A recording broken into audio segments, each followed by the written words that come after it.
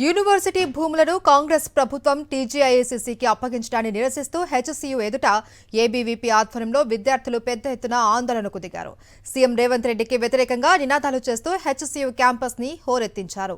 యూనివర్సిటీకి చెందిన 1 ఇంచు భూములను కూడా తీసుకువెళ్లేందుకు వీల్లేదు అంటూ విద్యార్థులు ఆందోళన చేశారు. విద్యార్థుల నిరసనలతో అలర్ట్ అయిన పోలీసులు యూనివర్సిటీలో పెద్ద ఎత్తున మోహరించారు. దీనిపై మరింత సమాచారం మా ప్రతినిధి రవిచంద్ర అందిస్తారు. హైదరాబాద్ సెంట్రల్ యూనివర్సిటీ ముందు పెద్ద ఎత్తున ఆందోళన కార్యక్రమం చేపడుతున్నారు ఏబీవీపీ విద్యార్థులు. దీంతో ఖచ్చితంగా 400 ఎకరాలకు సంబంధించిన భూమిని ఏ ఒక్క ఇంచును కూడా వదులుకోమంటూ విద్యార్థులు తేల్చి చెప్తున్నారు.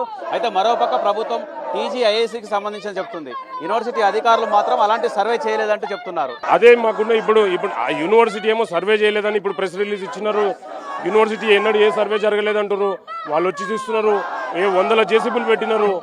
దీనికి ఎవరు క్లారిఫికేషన్ ఇవ్వాలి? అరే యూనివర్సిటీ అంటున్నా ఆ భూమి ఇల్లీగల్గా తీసుకుంటున్నారని ఆ ప్రెస్ రిలీజ్ చూడండి మీరు. సో అట్లన్నప్పుడు ఈ ల్యాండ్ వాళ్ళదని ఎట్లా అంటారు? ఒకవేళ వాళ్ళ అరే మరి ఈ బిల్డింగ్ ఉన్నది, ఈ అడ్మిన్ బిల్డింగ్ ఎక్కడదండి? సో ఇంత ల్యాండ్లలో మరి యూనివర్సిటీ ల్యాండ్ ఏది? ఇందులో వాళ్ళు చెప్పాలి. ఈ యూనివర్సిటీ బిల్డింగ్ ఎక్కడ, యూనివర్సిటీ ల్యాండ్ ఎక్కడుందో వాళ్ళు క్లారిఫై చేయాలి. మేము ఏం తప్పు చేసినాం? తీసుకుపోయిన కార్యకర్తలను ఎందుకు రేవంత్ రెడ్డి జింకల్లేవు ఏం లేదన్నారు. ఈరోజు చూడండి, అరే బట్టి విక్రమార్క గారు, శ్రీధర్ బాబు గారు ఇక్కడ చదువుకున్నారు మా లెక్క. వాళ్ళకి తెలియదు ఇక్కడ జింకలు లేవని వాళ్ళు చెప్పాలి.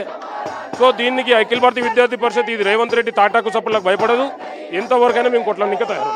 అంటే ఇది విద్యార్థులు చెప్పేది. పెద్ద ఎత్తున నినాదాలు, ఆందోళన కార్యక్రమాలు చేపడుతున్నారు.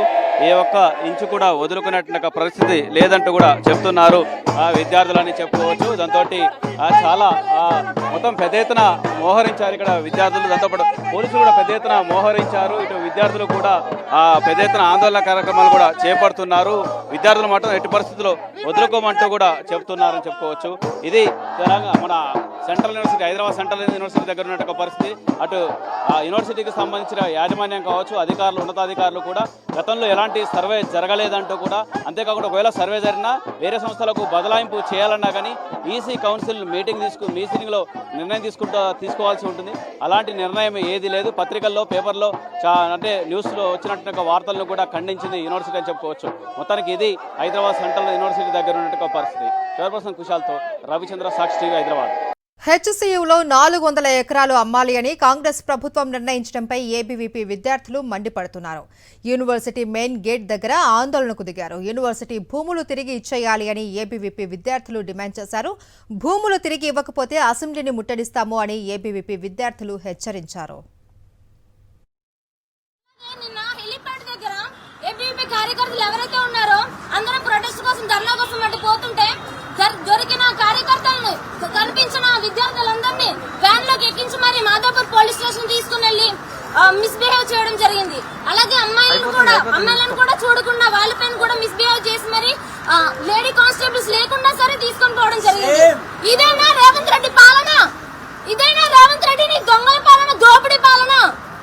నువ్వు పరిపాలనలోకి వచ్చినప్పటి నుంచి నీకు యూనివర్సిటీ ల్యాండ్ ఎక్కడ కనిపిస్తే అక్కడ నువ్వు ఉంటావు. దోచుకోవడానికే ముందుంటావు. దోచుకోవడానికైనా నువ్వు పాలనలోకి వచ్చింది, లేదా ప్రజలకి పరిపాలన చేయడానికి వచ్చావా? రేవంత్ రెడ్డి ఇదే సంవత్సరంలో, ఏబీపీ సంవత్సరంలో ఇదే చెప్తున్నాం. మా 400 ఎకరాలు నువ్వు బ్యాగ్ గనక ఇవ్వకపోతే జాతీయ స్థాయిలో మేము ఉద్యమాలు చేపడతాం. అసెంబ్లీని ముట్టడి కూడా చేస్తాం కావాలి అంటే. రేవంత్ రెడ్డి ఖబర్దార్, ఇదే చెప్తున్నా. అసెంబ్లీ మొత్తం వడికిపోతుంది.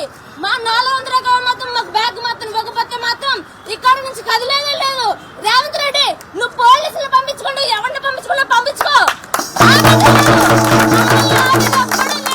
ఏం విద్యార్థులతో పెట్టుకుంటావా నువ్వు? విద్యార్థులతో పెట్టుకుంటే కేసీఆర్ ఏగది పట్టింది చూసావా నువ్వు? కేసీఆర్ కి గద్దె దించడానికి ఏపీపీ ముందుకొచ్చింది. కేసీఆర్ గద్దె దిగడానికి 9 సంవత్సరాలు టైం పట్టింది. కానీ నీకు